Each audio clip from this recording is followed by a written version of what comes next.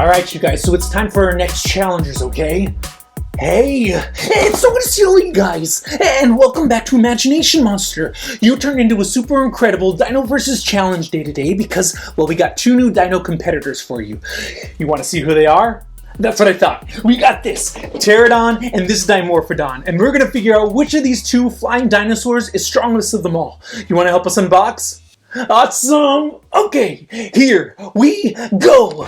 Alright, so let's talk about what we got here. We got this Jurassic World Amber Collection Pteradon. Now this Pteradon is from Jurassic Park 3, and I am telling you, the Pteradon is definitely a perilous predator. I mean, when it is released and it is flying, it attacks everything it sees. Oh, this is definitely going to be a fierce dinosaur competitor.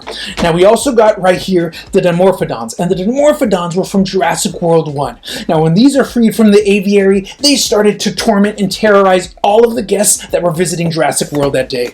Oh, I think these are actually pretty cool looking, so let's see how they stack up against Pteradon. Enough talking though, let's start unboxing.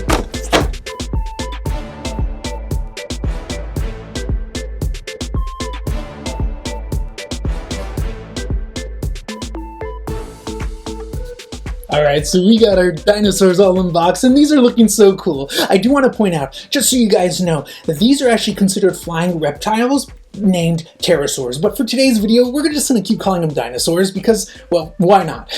Alright, so we got pterodactyl here. It does come with its own sand. A couple of features: the mouth moves up and down, the wings obviously can move, and the legs also move as well, and you could twist the head. Kind of cool. And then we got Dimorphodon. Dimorphodon's wings move up and down. The mouth moves up and down. You can move the little claws as well, which is really cool. And one of the things that I like the most is that we get an extra Dimorphodon that's like in this crawling, squatting position. So I just think that's an actual cool addition. Okay, so let's go over this challenge part now, all right? So up first, we got our Pteradon competitor. Now let's go over a couple of the facts. Pteradon lived about 70 to 75 million years ago. That's a long time. Scientists have speculated this dinosaur was basically about 6 to 9 feet tall. So basically a tall human to like a one-story building. Now here's what's really impressive is the wingspan. The wingspan basically is sometimes 18 to 23 feet. That is huge. I mean, could you imagine something that huge flying in the sky? I tell you, I'd be terrified for sure. All right. Another unique feature is this beak that it has, a long, pointy beak. This is scary. It's almost like a saber, okay? It does not have teeth, but it does not make this any less of a perilous predator. This thing would basically, is a carnivore, just so you guys know, and it will swoop in and catch all of its fish prey along the ocean. Oh, you know what? I would not want to be stuck inside of this pelican-like beak. I mean, could you imagine being stabbed by that nonetheless? All right, so let's talk about this thing in flight because I think this is a cool little feature that this dinosaur evolved with. All right, a lot of birds nowadays kind of fly like this. Scientists have speculated this was way too much work for the Pterodon just because of the massive size of the wings. Instead, this dinosaur learned and basically used what's called dynamic soaring. So it would basically flap the wing and use the current of the ocean, the wind, to basically glide to minimize how many times it had to flap. So it would kind of look like this: flap once, use that ocean current underneath of the wind, and use that and then flap again, basically to do long glides. If you remember in Jurassic World, you can see these pterodons doing that. All right, so a couple of the features is a crest on the head. That is basically what scientists have said is probably used for mating. Makes, I guess, other pterodons more attracted to it. Who knows? Another feature is the claws on the wings right there. As you can see, this is definitely different to birds nowadays. It has 3 claws on each side, and it has a 4-clawed hoof. All right. So what it is assumed for is obviously to if it lands on a tree, be able to situate itself. If it's perched on a branch, to perch on the floor.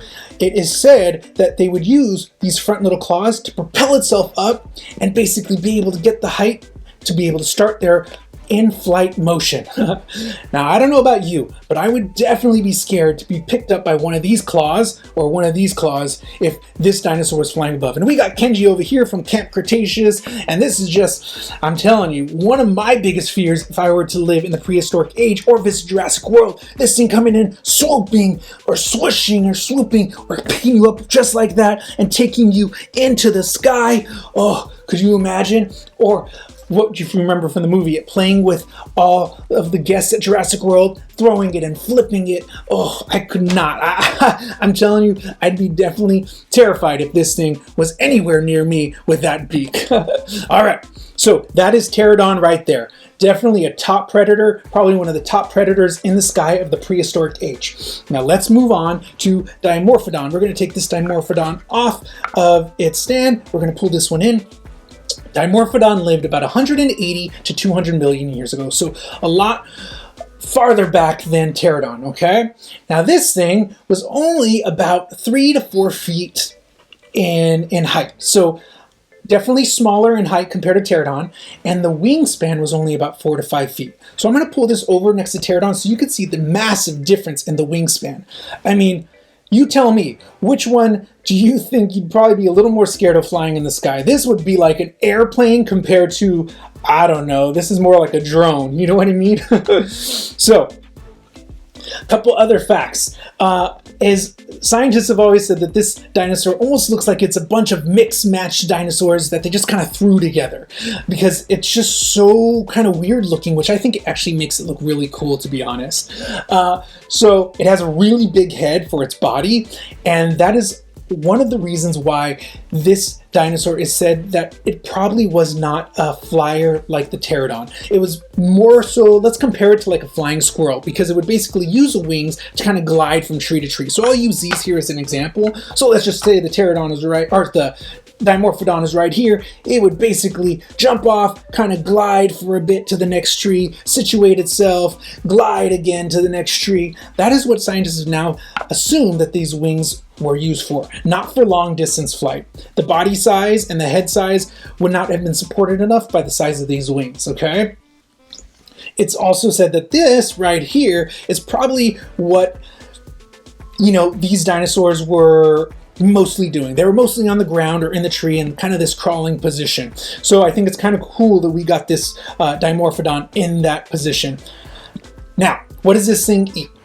Well, this thing basically would either eat fish, lizards, animals, or sometimes insects, okay? Now, what's also unique about this dinosaur is its teeth, okay? It has two different sets of teeth. The teeth up front, if you can see, are longer compared to the teeth in the back. Now, it's said that the teeth up front were basically probably used to kind of like snag its prey, and then the teeth in the back were used to like grind the prey while it was eating. So, snag and then chomp, chomp, chomp, grind. You know, kind of like we do, you know, you take a bite out of something up front in your teeth and then you use the back of your teeth to kind of chew it up. But these barbed teeth definitely are not something I would want to get my fingers, toes, or arms stuck next to. So, this is our Dimorphodon, okay? Now, between these two dinosaurs, we're going to pull Pterodon back in. Which one of these would you probably think would be the true ruler of the prehistoric sky?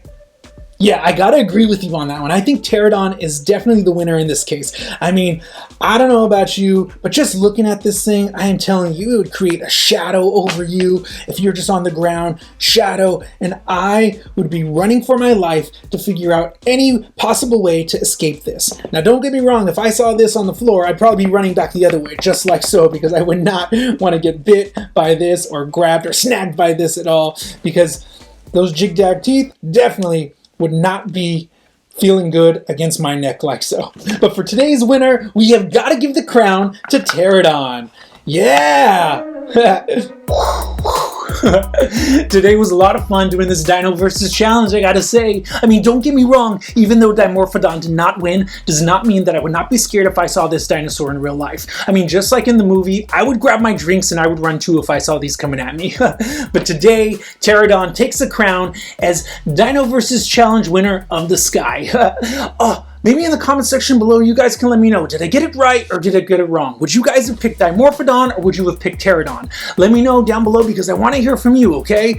And of course, don't forget to always let your imagination roar! We got to get ready for our next Dino Versus challenge. Who's it going to be between you guys? Oh, Pterodon's feeling brave now. Brachiosaurus, you up for it? I thought so, buddy. Here we go.